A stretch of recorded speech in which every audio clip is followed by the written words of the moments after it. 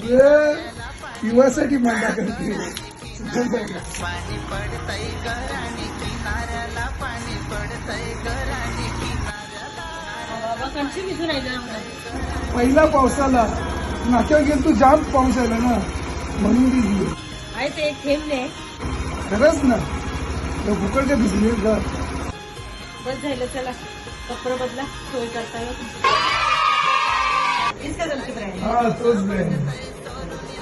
काय काय आणले? मच्छी कोंबडी तंदुरी तंदुरी एकदम सगळा फुल फुल सो फुलसोय.